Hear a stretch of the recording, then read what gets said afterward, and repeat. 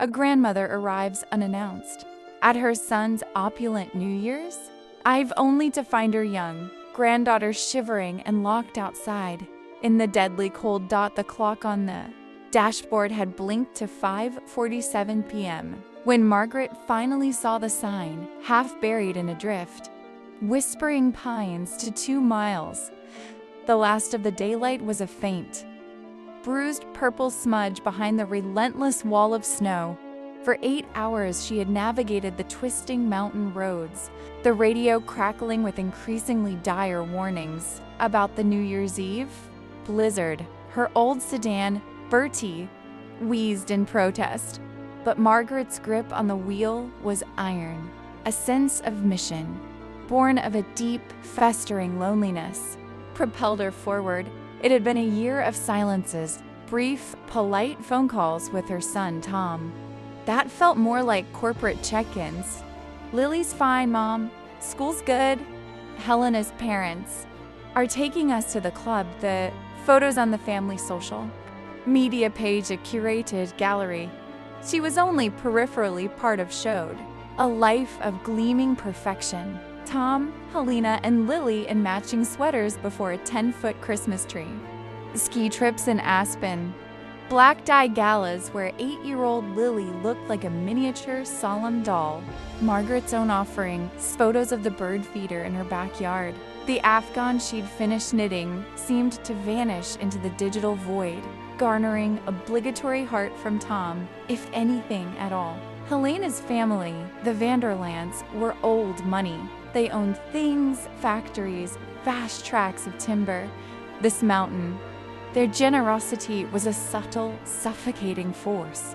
They had helped Tom and Helena buy the cabin, a 6,000 square foot stone and timber lodge that featured in architectural magazines. They funded Lily's private schooling, her equestrian lessons, her everything. Every time Margaret sent a modest gift, it was inevitably followed by a grander, shinier duplicate from the Vanderlands.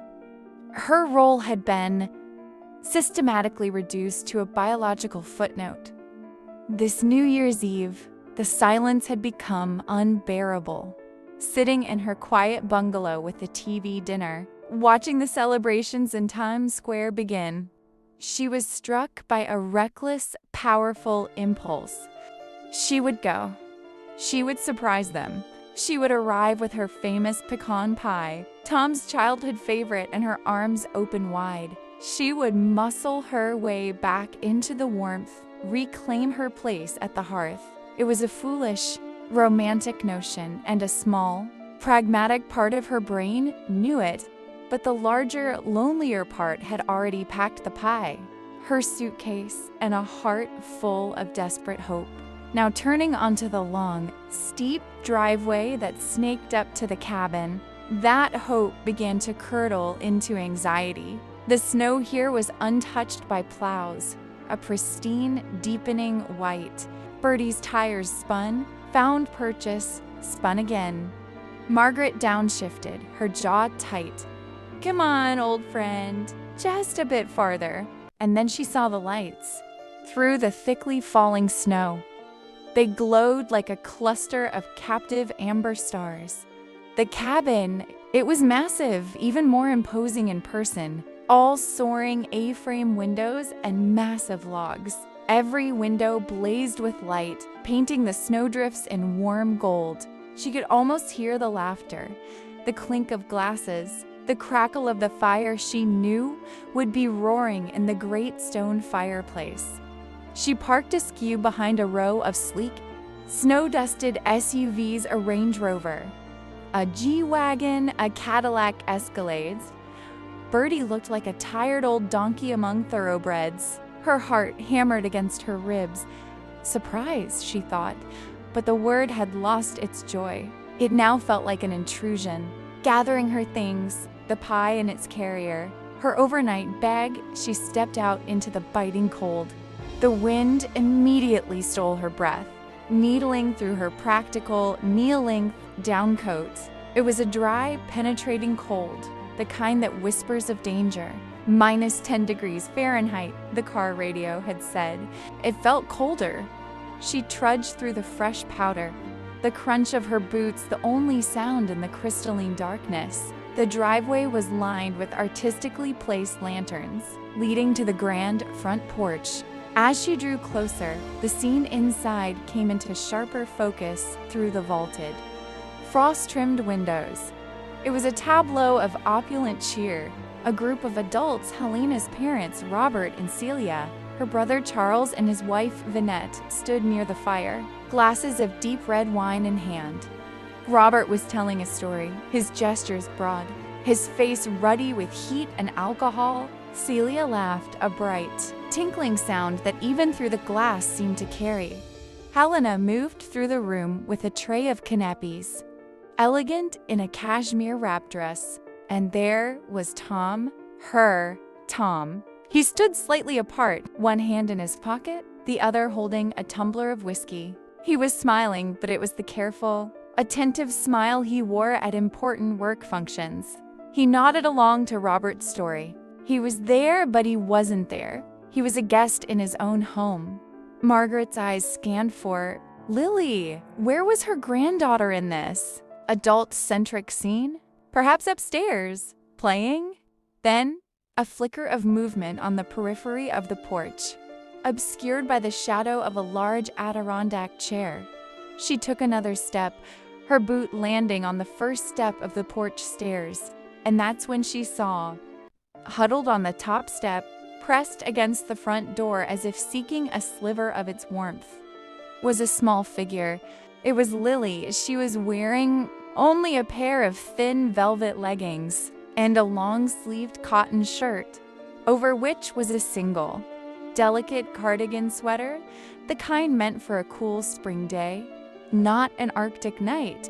No coat, no hat, no gloves. Her small arms were wrapped around her knees, which were drawn up to her chest. Her entire body was vibrating with violent, unceasing shivers. The wind whipped across the exposed porch, swirling snow around her like a malevolent fairy dust. Margaret's breath hitched. She dropped her pie carrier and bag. The world narrowed to that tiny, freezing form.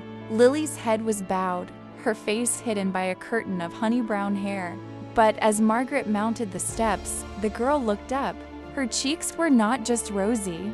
They were a blotchy, alarming crimson. Her lips had a bluish tinge.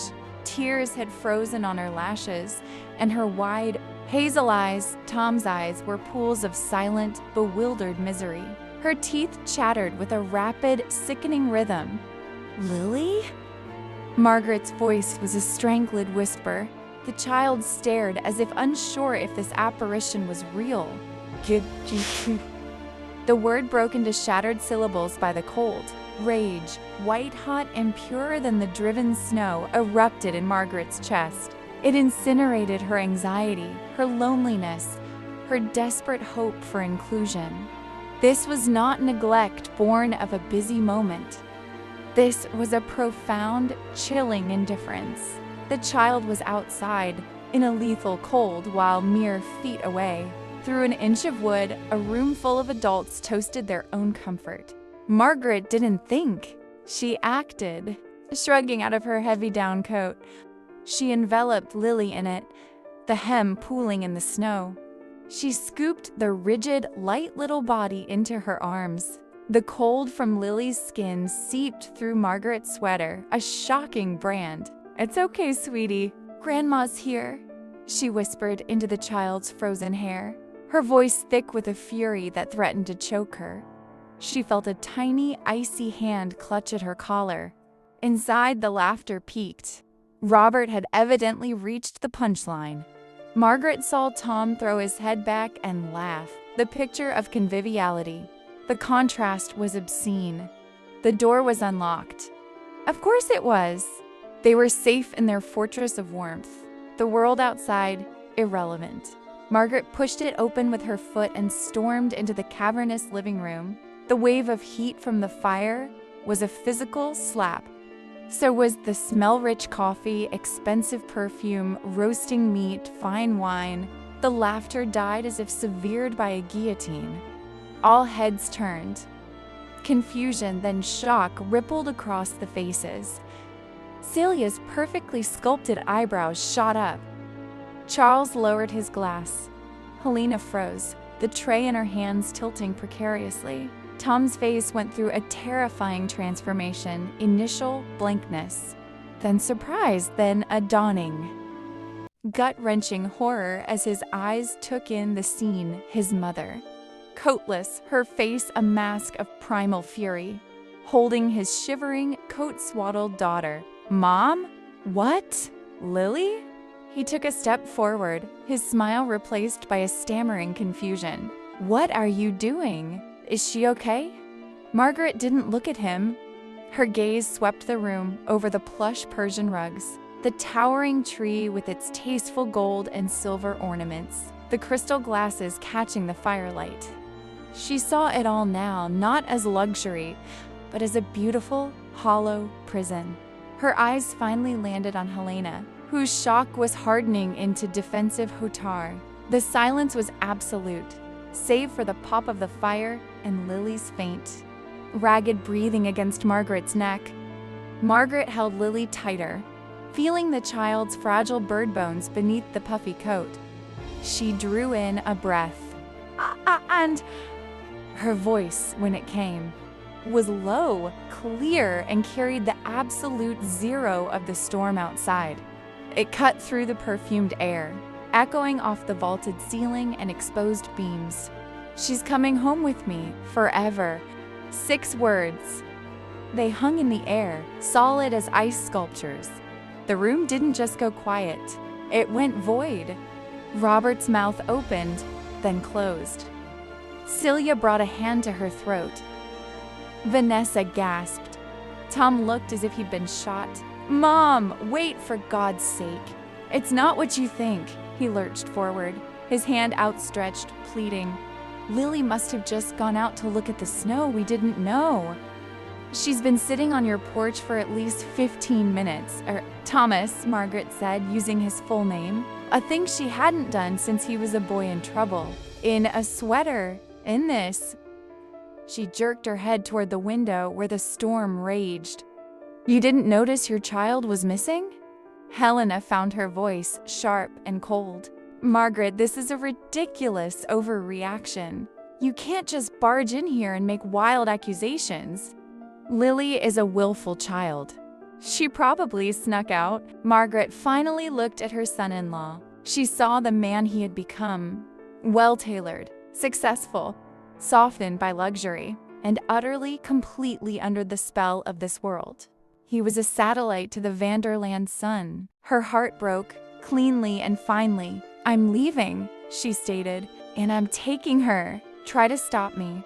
She turned, her back to the fire's false warmth, and walked back into the maw of the storm. Mom, stop!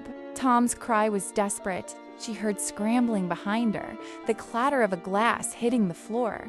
But Margaret was already on the porch, then crunching through the snow to Bertie. She fumbled with the keys, her fingers numb, and got the passenger door open. She buckled Lily in, wrapping the oversized coat tighter around her. The child's shivers were beginning to subside into a dangerous lethargy. Just hold on, my love. Just hold on. As she slammed the passenger door and ran to the driver's side, Tom erupted from the house, barefoot in the snow. You can't do this. This is kidnapping. Margaret got in, started the engine. She rolled down the window an inch. The wind screamed through the gap. Then call the police. Tom explained to them why your daughter was locked outside in a blizzard while you drank cognac. I'm taking her to the hospital. After that, we'll see. His face, pale and anguished, was the last thing she saw in the rearview. Mira as Bertie's.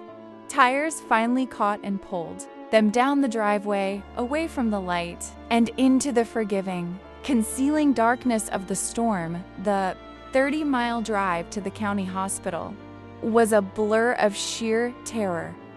Margaret drove with a focused mania, Bertie skidding on turns, the headlights illuminating a swirling white void. She talked to Lily constantly, her voice a lifeline. Talk to me, sweetheart. Tell me about your doll. Tell me about school, anything." A tiny, weak voice came from the bundle of coat. I was bad, Groma." Margaret's blood ran colder than the air outside. "No, my angel. No, you weren't. What happened?" I spilled the J juice on the new sea chair. Nana Celia was very mad. She said I needed to hiss and cool off, a shuddering sob. Daddy said it was just for a minute, an eternity. Rage, fresh and molten, flooded Margaret's veins. It wasn't an oversight. It was a punishment, a cruel, dangerous, unconscionable punishment, meted out by a woman with a cold heart and enabled by a weak man. "It's not your fault, Lily. Never your fault. Grandma's got you now." The emergency room was a chaotic oasis of fluorescent light. Nurses, seeing the half-frozen child, snapped into action. Margaret, her own teeth beginning to chatter now that the adrenaline was fading, answered their rapid-fire questions with blunt, horrifying clarity. Found her on the porch. No coat, wind chill below. -20. Parents were inside at a party. She saw looks that passed between the medical staff, a mixture of professional detachment and profound disgust. Hypothermia. Mild frostnip on her fingers and ears. But the physical wounds, they said, would heal. The doctor, a kind-faced woman with tired eyes, pulled Margaret aside. "Social services has been notified. They'll be here in the morning. Given the circumstances and your relationship, you can likely take her home tonight, but they'll want to talk to you.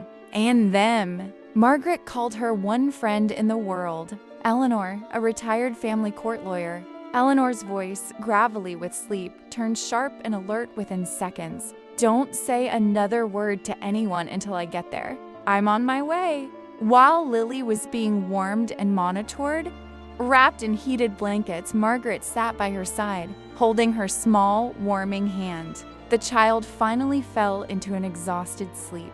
Eleanor arrived, a force of nature in a trench coat, and took charge. She spoke with the doctors, with the approaching social worker, her words precise and legalistic. "Grandmother has temporary guardianship concerns. Imminent risk of harm. We'll be seeking an emergency protection order." Dawn was a pale gray smear on the horizon when Margaret, with Lily asleep in the back seat under a hospital blanket, and Eleanor, driving Bertie, finally arrived at Margaret's modest two-bedroom bungalow. It was cluttered with books and knitting projects, the air smelling of lemon polish and the ginger cat, Mortimer, who wound himself around their legs.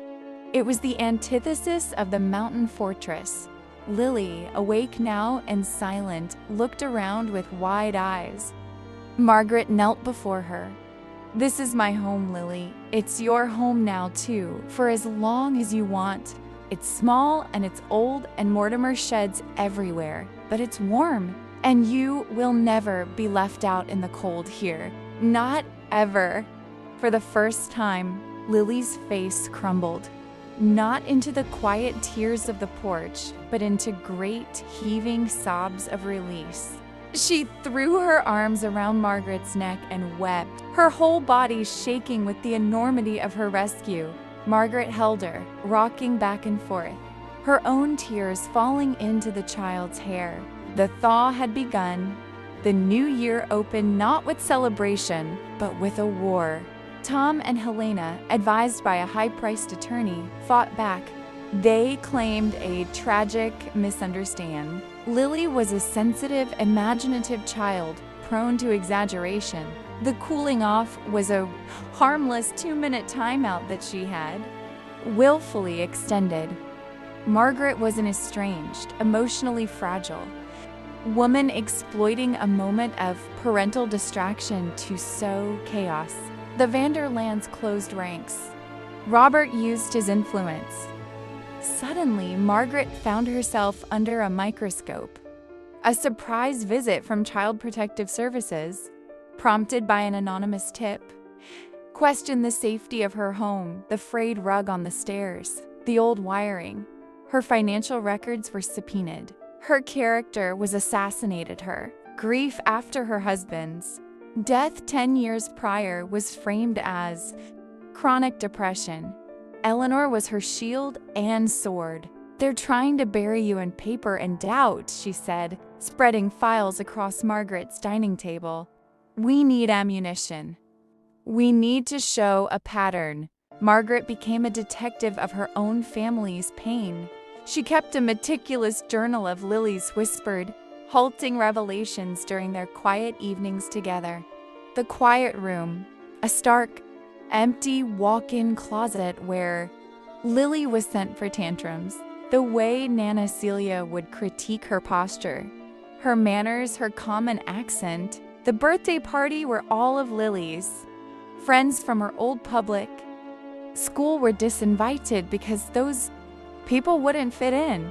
The time she'd been left alone at the ski lodge for hours because the adults wanted black diamond runs.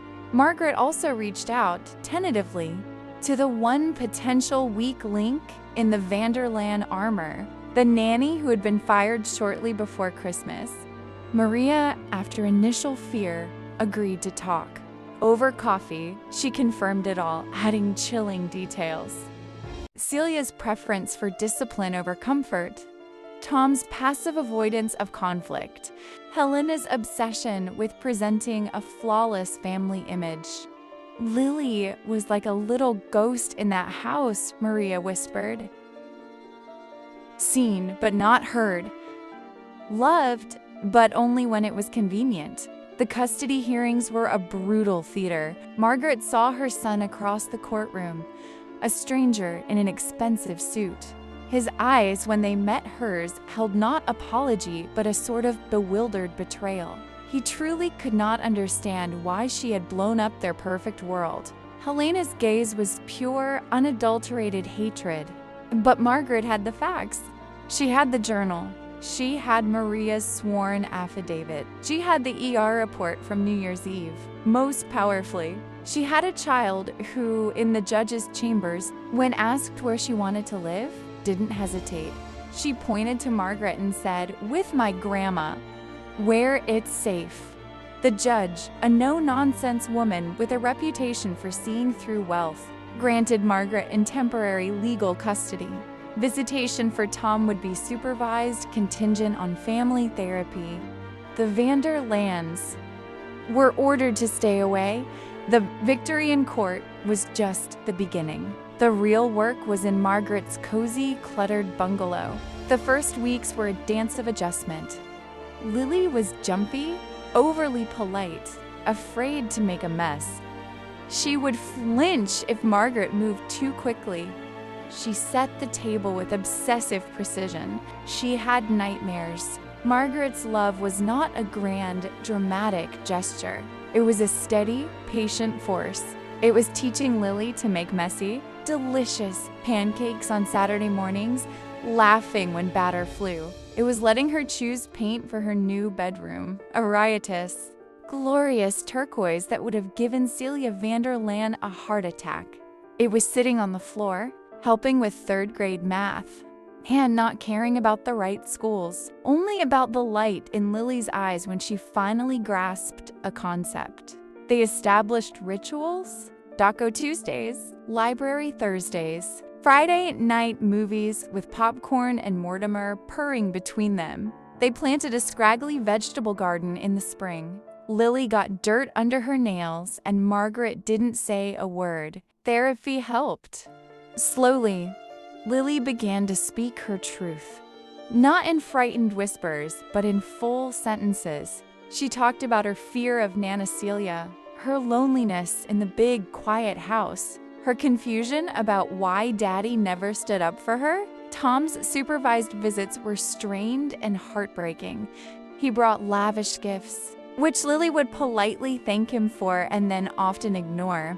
He talked about ski trips, about the new pool. He didn't know how to talk to her. One afternoon, as he was leaving, Lily, working on a messy clay sculpture at the kitchen table, said without looking up, "Bye, Dad, it was the most natural." unforced thing she'd said to him in months. Margaret saw tears spring to his eyes before he turned away. It was the first crack in his facade. Summer turned to fall. Margaret enrolled Lily in the local public school. She made friends, real, loud, rambunctious friends, who came over for sleepovers and built pillow forts in the living room. The sound of shrieking, joyful laughter became the new soundtrack of Margaret's life. One October evening, Margaret found Lily staring at a family photo from the mountain cabin, taken the previous Christmas. She looked at it for a long time, then put it in a drawer. "I don't need that anymore," she said. "I have the real one now, a week before Christmas, a year after the frozen welcome." There was a knock on the door. It was Tom, alone. He looked thinner, older, stripped of his glossy confidence. "Can I come in?" he asked, his voice hoarse. Margaret let him. Lily was at a friend's house. He didn't sit. He stood in the living room, looking at the lopsided ceramic vase Lily had made, at the crayon drawings on the fridge, at the worn, comfortable sofa. He saw life. "She's happy," he'd stated. "She is." He took a shuddering breath. "Helena and we're separating. Her parents, they've made it impossible. They blame me. For you, for everything." Margaret said nothing. "I've been in therapy. My own. I've been waking up, Mom. It's like I've been in a fog for years. I wanted to provide, to give her everything I never had. I got lost in it. I thought that world was safety. I was so wrong." His composure broke. "I let my little girl freeze. I let myself treat her like an accessory. How do I live with that?" Margaret's heart ached for the boy he had been, even as it hardened for the man he had become. You live with it by becoming someone different, by putting her first, not your pride, not their money, not the image. "Does she hate me?" "Nope, Tom, she's confused. She misses the daddy she remembers from before the big house, before the Vanderlands took over." He nodded, wiping his eyes. "I don't expect anything. Not forgiveness. Not a second chance. I wanted you to know I see it now. I'm so sorry, Mom. For everything." It wasn't redemption. It was just a beginning. A single fragile ember where once there had been only ice. This New Year's Eve, there was no mountain cabin. There was Margaret's bungalow, strung with cheerful, multicolored lights. The smell of homemade pizza and baking cookies filled the air. Lily's two best friends were there for a sleepover. The living room was a chaos of board games, glitter, and popcorn. At 10 minutes to midnight, they all bundled up in their warmest coats, hats, and mittens. Margaret checked each one and went into the small, snowy backyard. They had sparklers. They lit them, twirling in the dark, drawing fiery circles against the night sky. Their laughter was loud and unselfconscious. Lily ran to Margaret, her sparkler trailing light. She hugged her around the waist, her face rosy with cold and joy. "This is the best New Year's ever, Grandma." Margaret held her close, looking at the bright, brave girl she was becoming. Inside, through the window, she could see their warm, messy, love-filled home. The fireplace, a small brick one, crackled with a real, sustaining heat. The old year, with its frozen welcomes and beautiful, empty prisons, was gone. The new one stretched before them, not lavish, but rich. Not perfect, but whole. Built day by day from the unwavering warmth of a love that it dared to walk into a storm and carry its most precious treasure home.